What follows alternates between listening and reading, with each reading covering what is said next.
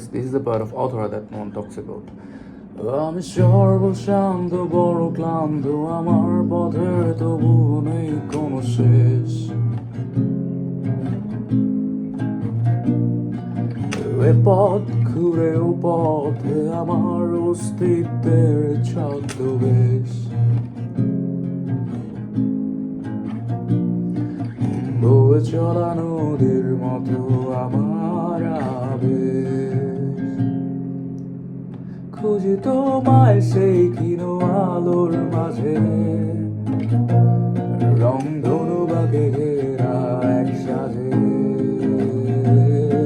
আমার প্রার্থনা